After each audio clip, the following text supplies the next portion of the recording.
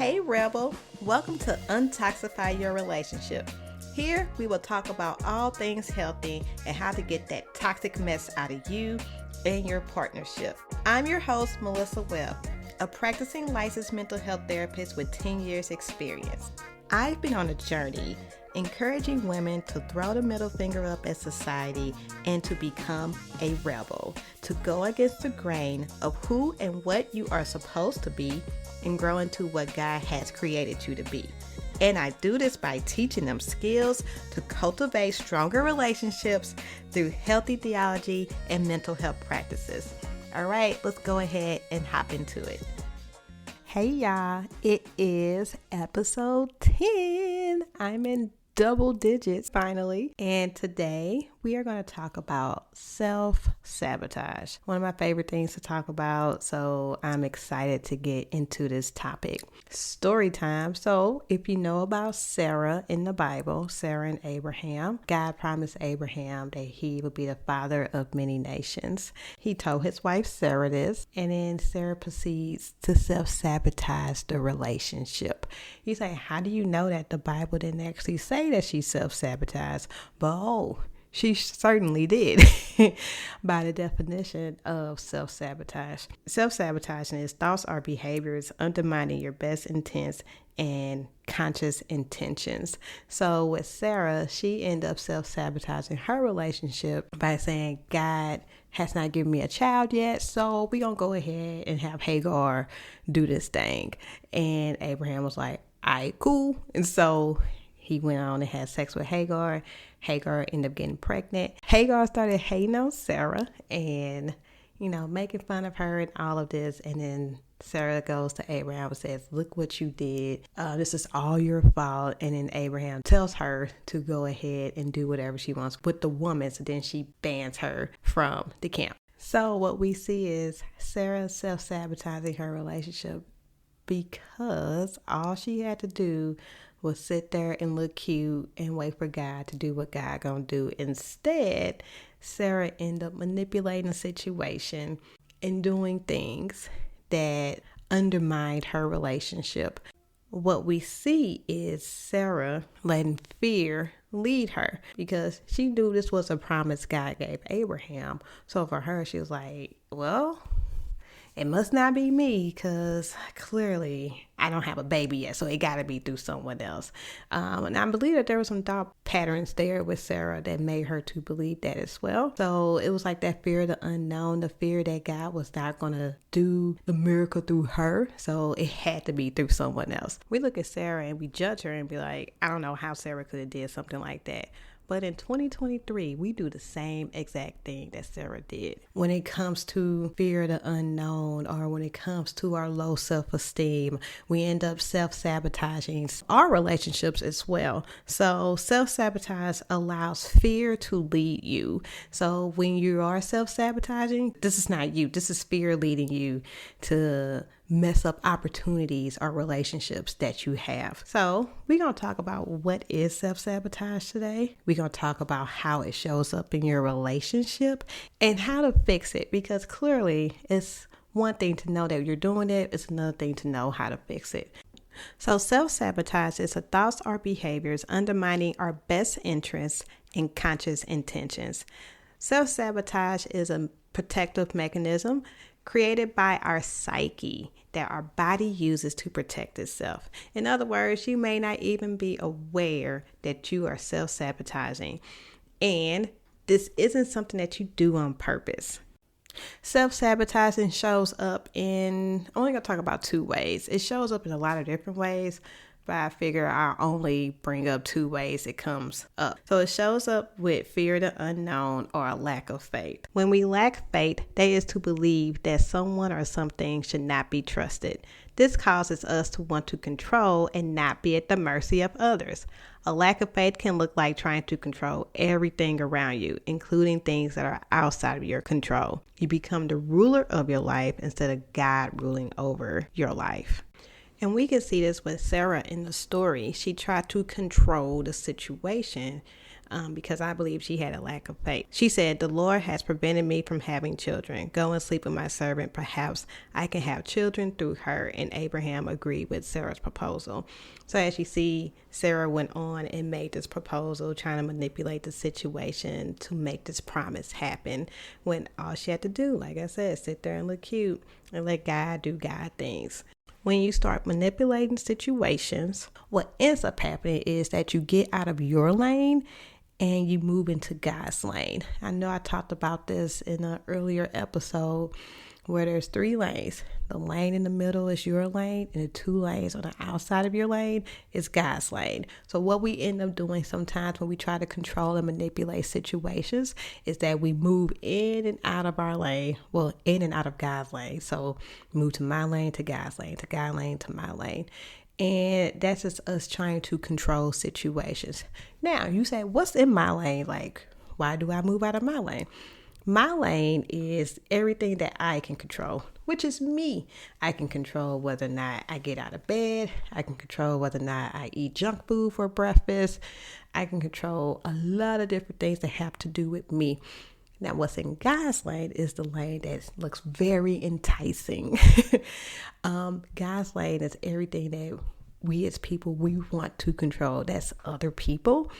That is the weather, that is our jobs, that's our bosses, that's our partners. So that's God's lane. Only God can control those things. So like I said, when something happens and we're like, ooh, I don't know what this is going to look like, but I know what I want it to look like. So let me go ahead and control/manipulate the situation. And that can cause destruction in itself. And we can also crash.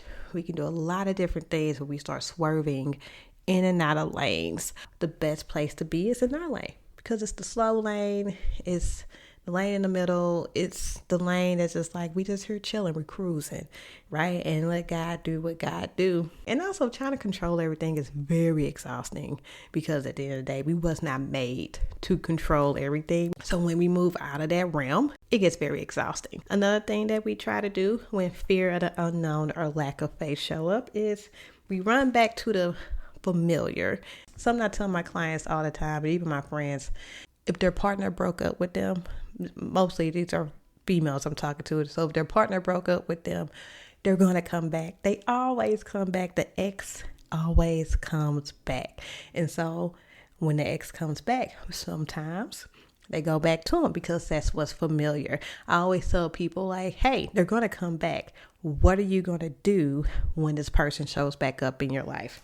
So a lot of times people like the familiar because they already know what to expect, right? So there is no fear of the unknown. You already know. I already know this person. We done built a relationship. I know his mama, his daddy, and I know what I'm getting into. Therefore, I don't have nothing to be afraid about. When people keep going back to the familiar, they end up not moving forward because they end up getting stuck. They get stuck in these cycles or they get stuck in these toxic relationships. And sometimes they end up not working. I'm not saying every time you go back, it doesn't work. A lot of times you go back, it doesn't work. Or when you go back to things that are familiar, when you're comfortable and you feel like that tug of like, I need to go do something else. I need to go do something new. And doing that new thing is scary because it's the unknown. What ends up happening is people stay comfortable and then they don't end up moving. And so they just stay stuck or stagnant. This is how self-sabotage shows up when you have a lack of faith or you're fearing the unknown. So how do we fix it? One way you can fix it is accept that you can only control you. Trying to control someone else is just straight up crazy. And when you also try to control other people, it's just downright manipulative because clearly you're manipulating the situation. That way it plays out in your favor. So we don't want to do that. We don't want to be manipulative. That's toxic. And here we are trying to untoxify our behaviors and our relationships. Another thing you can do is have a conversation with yourself and have a conversation with your partner because there might be some lack of trust in your relationship. If you don't have faith in them, ask yourself, do I trust them? Do I trust them to do X, Y, Z? And the last thing that can help you with the fear of the unknown, the lack of faith, is contentment and gratitude. Contentment is just being happy with where you are. Gratitude is being thankful. So in Philippians 4:6, y'all know this is my favorite verse. I always bring it up.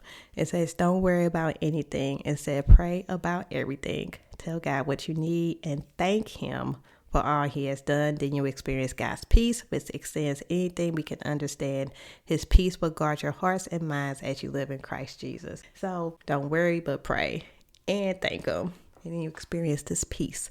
Gratitude and contentment are two things that work hand in hand. If you're content with where you are, thank God for where you are, and you experience his peace. And also, there's no worry in the present. It's only when you worry about the future, the things that haven't happened, or you worry about the past, the things that have happened and you want them to change, is where all that worry comes from. So if you practice mindfulness, you'll be able to stay present and not worry about the fear of the unknown. Another way that self-sabotage shows up is when you have a lack of self-esteem. And self-esteem is just how you think about yourself. So when you have low self-esteem, it means that you have a very low view of yourself. And a lot of times that happens with the story that we are telling ourselves. In the therapy world, we call this our core beliefs. Core beliefs can be a lot of different things, and they can come from a lot of different situations, either from trauma or from something that someone told you and it just kind of stuck with you throughout your life. This can happen in childhood, when you're a teenager, or even as an adult, where this core beliefs just kind of takes root and it kind of grows. Some core beliefs that people have are, I'm not good enough, I'm not worthy, I have to be in control, it's all my fault, I'm bad, I'm a failure, I'm alone, and I can't trust my judgment. These are just some of them. Not saying this is all of them. This is not an exhaustive list. I'm sure there's more, but these are ones that I've heard when I'm doing therapy with people. So the way this works is our thoughts control our feelings control our actions. I've talked about this before in previous episodes. So if we have a thought of I'm not good enough, the feeling can be sadness, anger, irritability, anxiousness. And the actions can be a lot of different things and can show up differently in our relationships. So one of them can be that you feel like you don't deserve your partner. So if you feel like you don't deserve your partner, that action can look like leaving the situation or just saying things like, I don't deserve you. I feel like I'm not worthy enough to be in this relationship. Another action can be having a hard time showing up for yourself. So then you lack self-care, or you're always overcompensating and saying yes to everybody. Then you become a people pleaser.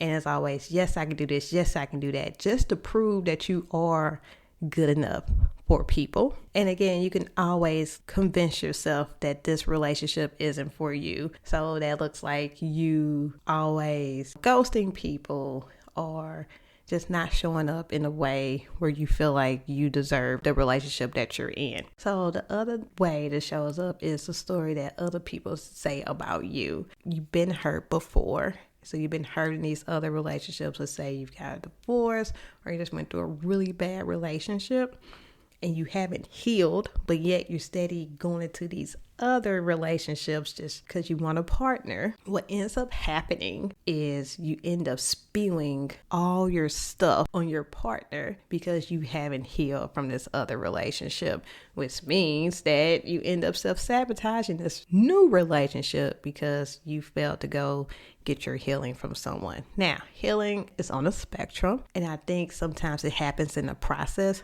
Yes, it can happen instantly, and it can also happen in the process. That means going to therapy, seeking out God, getting a mentor, all the things that can help you to heal, and also doing the work yourself, using the tools, using self-help books, all the things that can help you to heal. So that way when you go into these new relationships, you're not spewing out all your toxic stuff from these other relationships. How do we fix it? How do we fix low self-esteem? First things first, find the core. Once you know what your core belief is, find out where it came from and then heal from that. And then once you heal from that, you can see that core belief popping up in every other aspect of your life. But if you fix the core, then it's easier to fix the other situations where it shows up. Positive affirmations. I believe I talked about this 2 episodes ago. Repeating positive affirmations and repeating what God says about you can also help to heal that low self-esteem and to boost your self-esteem. And the last piece of advice is to change the story. So you have the power to change the story that you're telling yourself. So instead of it being doom and gloom, it can be bright and cheery. You're the storyteller. You're able to change that story in your head, and you're able to make it so much better than what it already is. And that's all I got.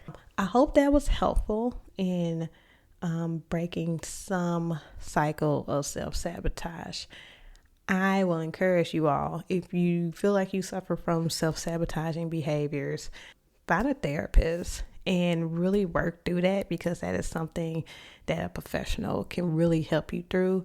Pray and ask God to show you if you are self-sabotaging and what those behaviors look like, and continue to work on yourselves and continue to grow in Christ as He helps you to be better, because we can't do this on our own. Like, share, subscribe. I hope this helped. Tell a friend, tell your neighbor, tell your cousin, auntie, and uncle and them. And as always, episodes drop on Monday. And I will see you all next week. Peace. Thank you for listening.